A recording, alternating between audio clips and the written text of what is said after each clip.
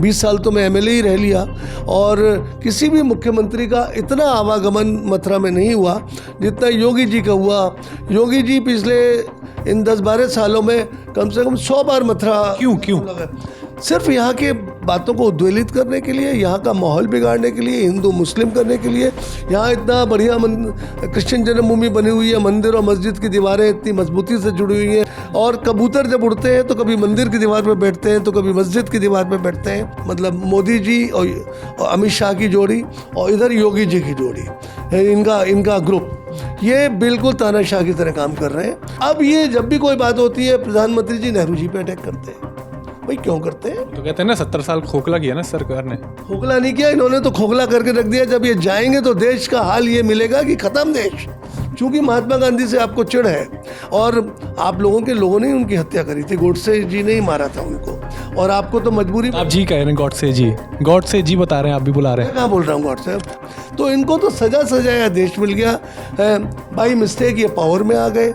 अब ये सब चुनाव आयोग में गड़बड़ी करते हैं, इलेक्शन कमीशन इनका पिट्ठू है, वोट चोरी का काम करते हैं, ईवीएम में गड़बड़ करते हैं, डीएम इनका रहता है, बाई हुक और बाई क्रुक ये चुनाव जीतते हैं। इनके तमाम एमपी एमएलएज इसी काम में लगे रहते हैं, महिलाओं के साथ छेड़खानी, महिलाओं के साथ बलात्कार करने में उनको सपोर्ट करते हैं। जो इनकी पार्टी में चला जाए तो समझ लीजिए वो मशीन से धुल के बिल्कुल साफ हो जाता है। क्या कांग्रेस अकेले लड़ने के लिए सक्षम है और तैयार है या फिर से वो गठबंधन का साथ ले?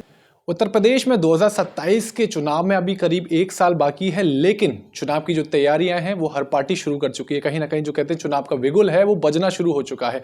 बीजेपी पार्टी की बात करें, कांग्रेस की बात करें या फिर उत्तर प्रदेश में जितनी भी एक्टिव पार्टी है उनकी बात करें। आज हमारे साथ जो बैठे हुए हैं वो उत्तर प्रदेश में मथुरा विधानसभा से 4 बार के विधायक रह चुके हैं, CLP लीडर रह चुके हैं उत्तर प्रदेश विधानसभा के। उनसे बात करेंगे कि कांग्रेस क्या तैयारी कर रही है 2027 को लेकर, मथुरा में कितना भरोसा जता पा रहे हैं कांग्रेस पार्टी प्रदीप माथुर जी पे। तो सबसे पहले सर बहुत स्वागत है आपका चैनल में। धन्यवाद। आप आए और 2027 के बिगुल के बारे में बात करना चाहते हैं, मैं तैयार हूँ। तो सबसे पहले मैं यही जानना चाहूँगा, क्योंकि हम राजनीतिक पे बाद में बात करेंगे, आपके निजी जीवन में क्या चल रहा है?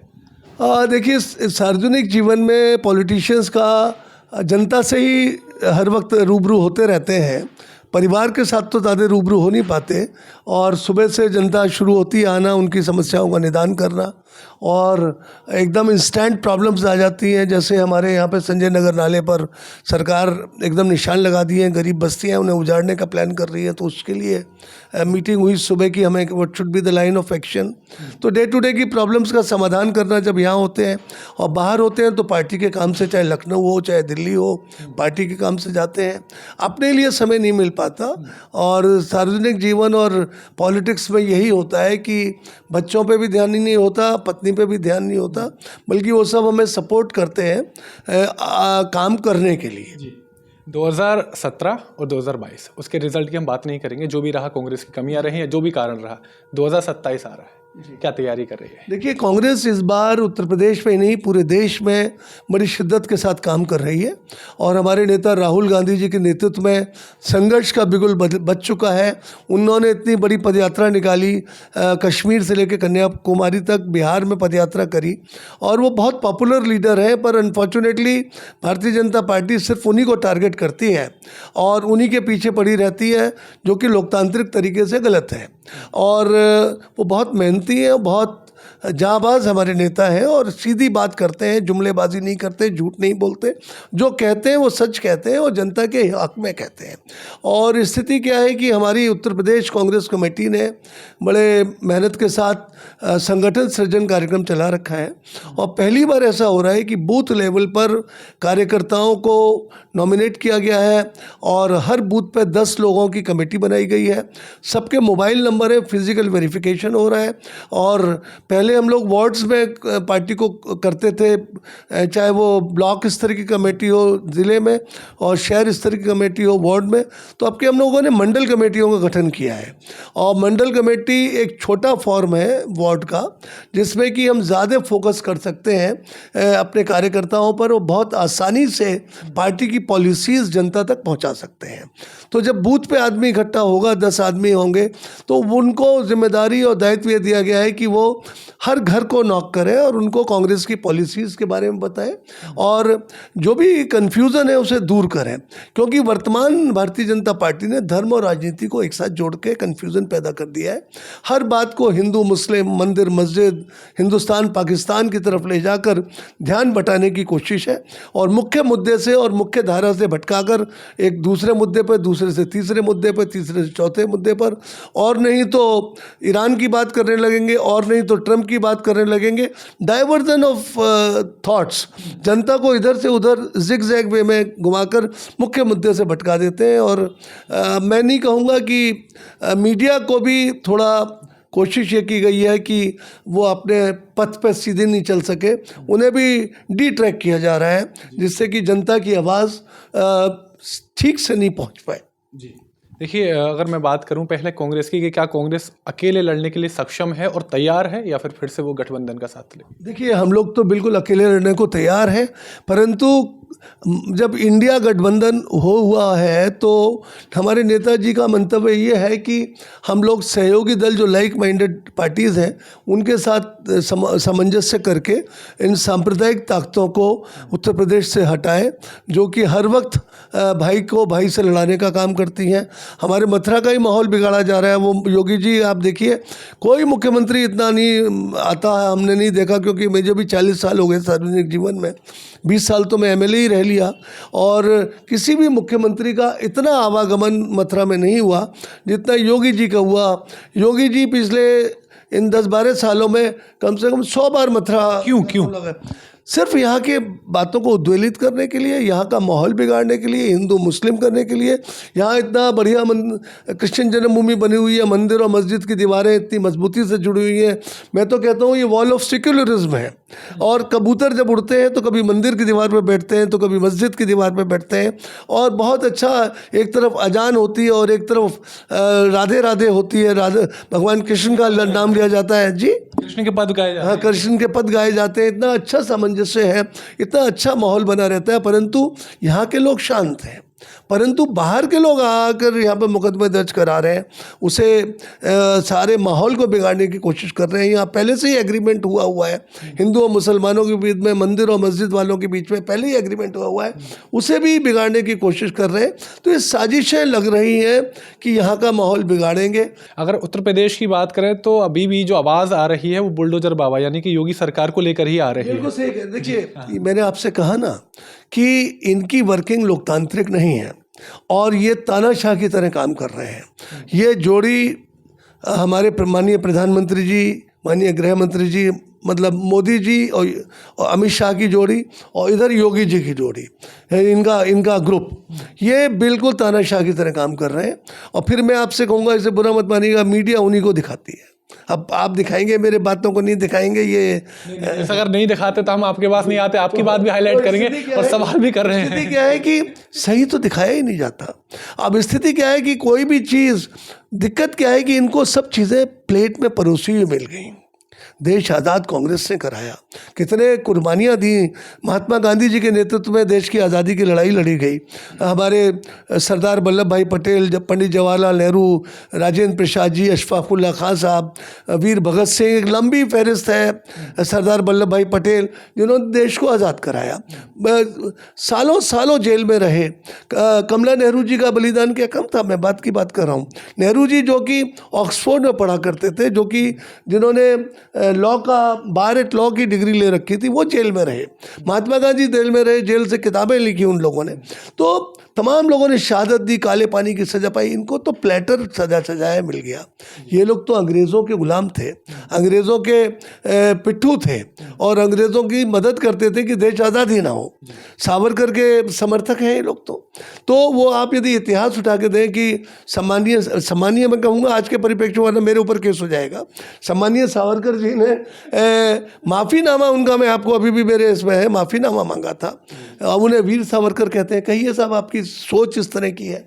तो बात क्या है कि देश की आज़ादी का मंतव्य ये लोग नहीं जानते कि कितनी मुश्किलों से ज़्यादा आज़ाद हुआ, किस तरह यूनिफिकेशन ऑफ रियासतों का यूनिफिकेशन सरदार वल्लभ भाई पटेल ने, कितनी रियासतें थी, और वो एक उन्होंने कॉम्पैक्ट इंडिया बनाया। अब ये जब भी कोई बात होती है, प्रधानमंत्री जी नेहरू जी पे अटैक करते हैं।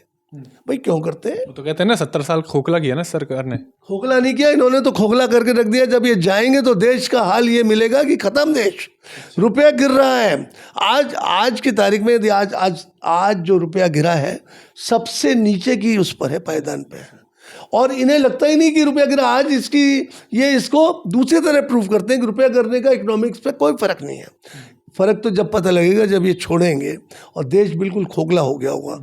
हम लोग कितने ऋण के तहत दबे हुए हैं, इंटरनेशनल लोन्स जो है देश के ऊपर कितने हैं, पर कैपिटा आप देखें कितने लोन से एक आदमी दबा हुआ है। आप हाउसिंग की बात करते हैं, आप सड़कों की बात करते हैं, आपने मनरेगा जैसी स्कीम को जिसमें महात्मा गांधी का नाम था, चूंकि महात्मा गांधी से आपको चिढ़ है और आप लोगों ने उनकी हत्या करी थी, गोडसे जी ने ही मारा था उनको, और आपको तो मजबूरी आप जी कह रहे हैं गॉडसे जी, गॉडसे जी बता रहे हैं, आप भी बुला रहे हैं। मैं कहाँ बोल रहा हूँ गॉडसे। वो देखिए हमारी आदत है किसी के प्रति गाली ना देना, किसी के लिए अपशब्द ना कहना, ये तो हम लोगों की संस्कृति है कि सामने वाले को सम्मान दो। अब बहरहाल जो भी है, यदि मेरा जी निकल गया तो विड्रॉ करना ठीक नहीं लगता। मैं उन महात्मा गांधी जी को उन्होंने उनकी हत्या करी, सर्वव्यापी है। तो ये तो गोडसेवादी प्रवृत्ति के लोग हैं, और इन्होंने मनरेगा में जी राम जी बिल कर दिया। अब बताइए राम जी को कहाँ तक इस्तेमाल करेंगे? बात क्या है, मंदिर के नाम पर ताला, हम तो कल कह रहे थे किसी से कि यदि ये मंदिर का ताला कांग्रेस नहीं खुलवाती तो बीजेपी पैदा ही नहीं होती। कैसे पैदा होती? दो एमपी थे इनके, ये तो मुद्दा इन्होंने बनाया।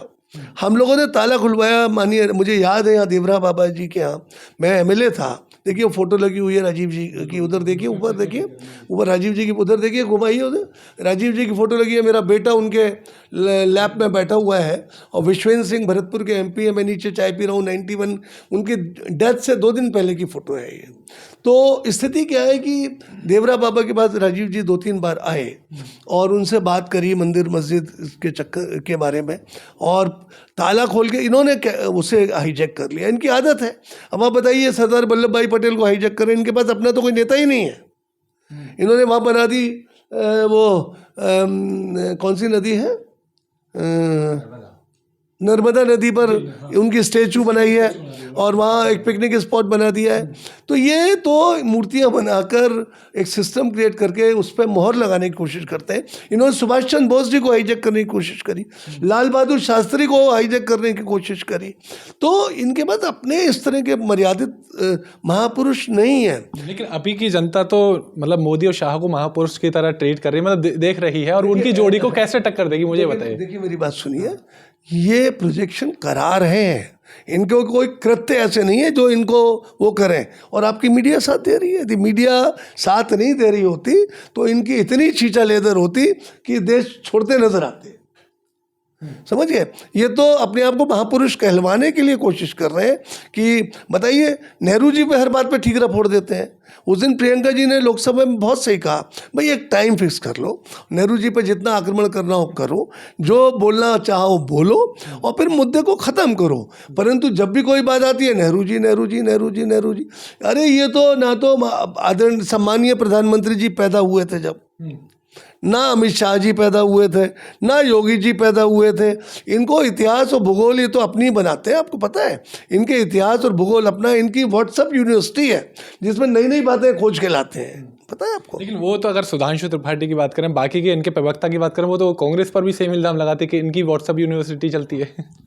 देखिए कांग्रेस तो ज़मीनी हकीकतें जानती है, और कांग्रेस ने, मैंने आपसे कहा, देश आज़ाद किया है, कुर्बानियाँ दी हैं, देश को बनाया है। जिस देश में सुई नहीं बनती थी वहाँ atomic power plants Nehru ji ने लगाए, IIM खोले, IITs खोले, सड़कों, मैंने आपसे कहा ना, इनको तो प्लेटर में एक प्लेट में सजाया मिल गया। चेस बोर्ड लगा हुआ है, आपको प्यादों को उठा के यहाँ से यहाँ करना है, यहाँ से यहाँ करना है, यहाँ से यहाँ करना है, पर चेस बोर्ड बना के उस पर प्यादे लगाने कितना मुश्किल काम। तो इनको तो सजाया देश मिल गया है, बाई मिस्टेक ये पावर में आ गए। अब ये सब चुनाव आयोग में गड़बड़ी करते हैं, इलेक्शन कमीशन इनका पिट्ठू है, वोट चोरी का काम करते हैं, ये EVM में गड़बड़ करते हैं, DM इनका रहता है, बाई हुक और बाई क्रुक ये चुनाव जीतते हैं। पहले ही अनाउंस कर देते हैं कि मेरी 300 सीट आएंगी, 250 सीट आएंगी, 200 सीट आएंगी, हमारी सरकार बनेगी। तो ये कैसे कर देते हैं? क्योंकि इनका एजेंडा फिक्स है। और इस बात में मैं सही कहूँगा 24/7 इलेक्शन की ही बात करते हैं, क्योंकि इनके पास और कोई काम नहीं है जनता को गुमराह करना। जनता को तो कुछ, अब आप बताइए 80 करोड़ लोगों को अनाज खिला रहे हैं ये, समझ गए, मुफ्त इलाज, और 140 करोड़ जनता है देश की। तो इसका मतलब 80 करोड़ लोग गरीबी की रेखा से नीचे रह रहे हैं, बीपीएल कार्ड होल्डर हैं, देश की स्थिति अच्छी नहीं है। और 160 करोड़ लोग बचे, 60 करोड़ में 2% लोग क्रीमी लेयर है, बाकी बचे lower middle class, upper middle class. वो बेचारे संघर्षशील है, नौजवानों को रोजगार नहीं मिल रहा, महिलाओं का उत्पीड़न हो रहा है, बलात्कार हो रहा है। इनके तमाम MP MLAs इसी काम में लगे रहते हैं, महिलाओं के साथ छेड़खानी, महिलाओं के साथ बलात्कार करने में, उनको सपोर्ट करते हैं। एक बात और है, जो इनकी पार्टी में चला जाए तो समझ लीजिए वो मशीन से धुल के बिल्कुल साफ हो जाता है।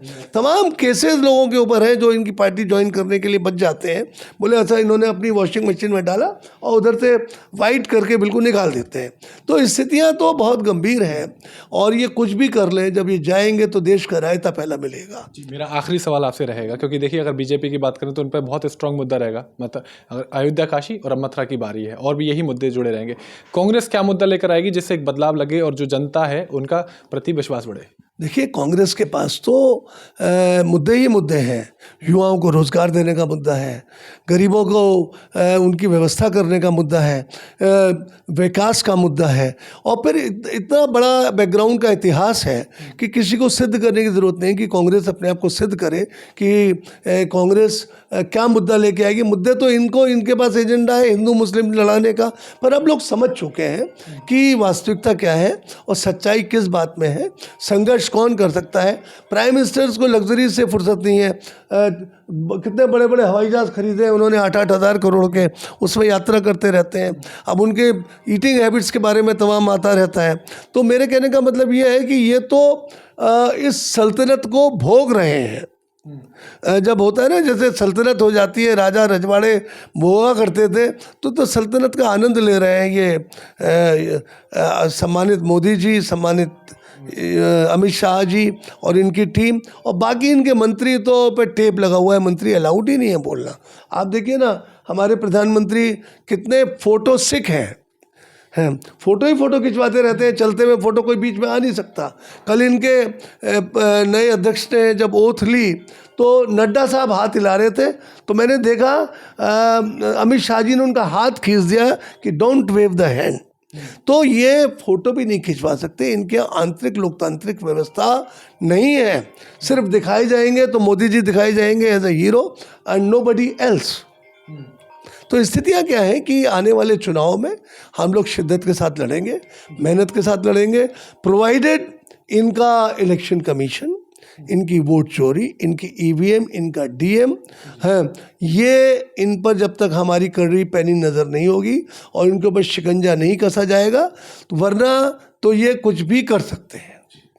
चलिए, thank you so much sir for giving me this interview, हमें जानकारी बताने के लिए चीज़ें। I am very happy that you have taken the open questions and I have replied you in the same manner, and I am confident that you will show everything on the screen. Thank you very much. Okay. तो ये थे प्रदीप माथुर जी, जिनसे बात करी 2027 में होने वाले चुनाव को लेकर, तमाम मुद्दों पर बात करी, बीजेपी के जो मुद्दे हैं और किस तरीके से कांग्रेस इस बार 2027 में बीजेपी या तमाम बाकी पार्टियों पर हावी हो सकती है। मिलते हैं ऐसे किसी और इंटरव्यू में, तब तक के लिए नमस्कार।